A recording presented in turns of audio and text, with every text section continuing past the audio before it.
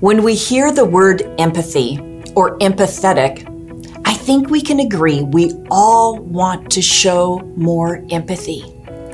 And we want others to show us more empathy. Even though we want to experience empathy, it can be difficult to explain what empathy means and what it looks like. So let's start with defining empathy. A dictionary definition for empathy is the ability to understand the feelings and emotions of another person.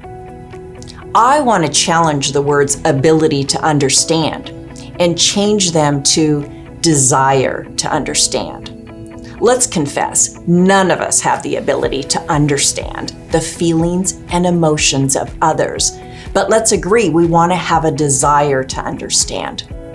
So for our talk today, empathy is the desire to understand the feelings and emotions of another person. Let's pause and consider, when is it appropriate to show empathy? It's especially important to show empathy when someone is sad, but it's also important to show empathy when someone's happy. Remember, we all want someone to come alongside us and listen when we're having a good day as well as a bad day. I want to make a bold statement in saying empathy has magnetic power.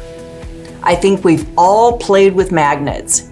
Magnets have the ability to bring metal objects closer with their magnetic force. Empathy has magnetic power, and that people will be drawn to you when you show them empathy. Whether you show empathy to someone or they show empathy to you, the distance between you has decreased. In other words, you will feel instantly closer to one another. Before we proceed with how to show empathy, let's clarify the difference between empathy and sympathy. Empathy brings us closer together by trying to understand the other person's feelings or emotions. We do this by attempting to put ourselves in the other person's shoes, so to speak.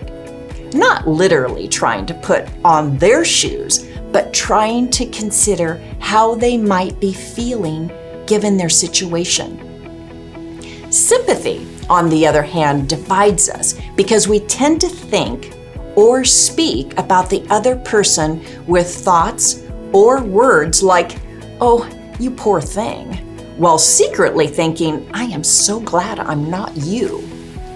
Empathy attempts to walk alongside someone, while sympathy tends to look down on them.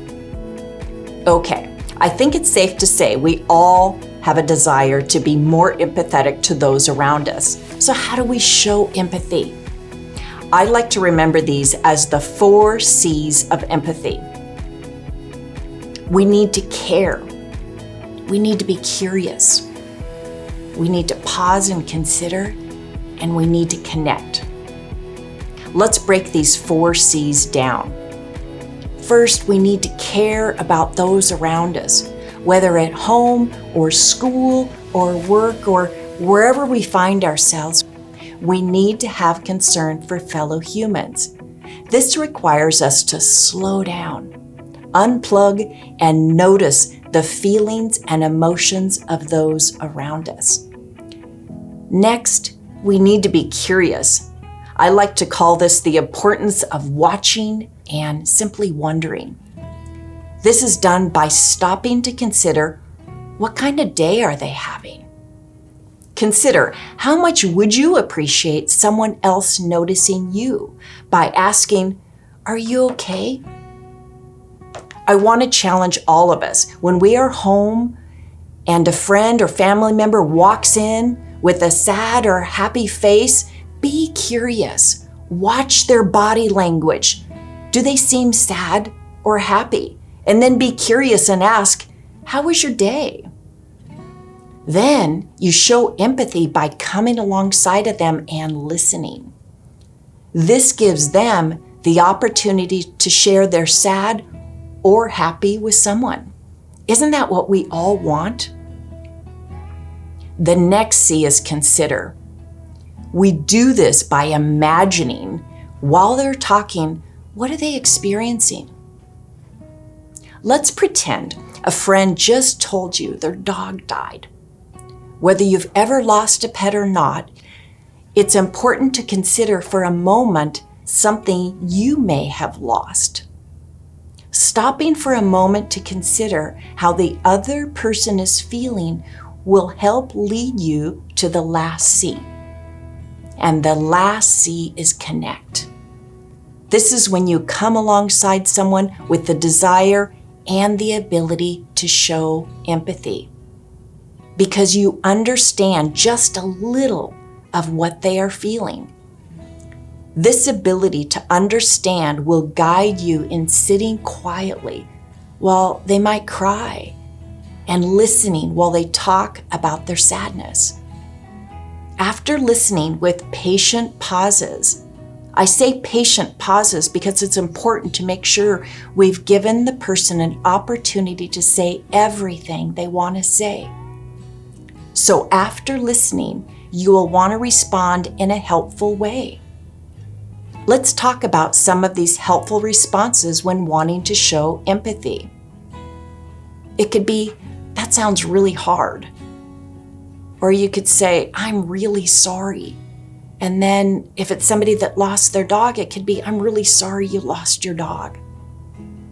If someone is happy, you can say, that's so exciting, tell me more. Or it could be as simple as, I hear you. Or that sounds frustrating. Or no wonder you're so upset. Or if you see an emotion like a frown or tears with no words, you can say, what's going on? You will need to find empathetic words or responses that feel comfortable to you. But remember, quiet, short responses are best. It's your friend's opportunity to share how they are feeling at this time. The goal when showing empathy is to mirror the other person's emotion. If your friend is sad, be sad with them. If your friend is happy, be happy for them. A couple cautions here. We don't want to mirror rage or anger. It's best to allow the person some time to cool down. Another caution, we don't want to fix or judge what someone is experiencing. It's important to avoid statements like, at least. An example would be, if that friend lost their dog, we wouldn't want to say, at least you still have a cat. This statement wouldn't comfort the person and would probably leave them feeling sad about their dog and annoyed with you for not understanding their loss. Let me give you an example of an attempt to fix someone. After hearing about the death of a friend's dog, it wouldn't be appropriate to say, I know someone who's giving away puppies. At this time, it's important to come alongside of your friend and be sad with them. I hope this helps all of us look for opportunities to show a greater level of empathy to those we call dear in our lives. Remember, quiet, curious responses create closeness.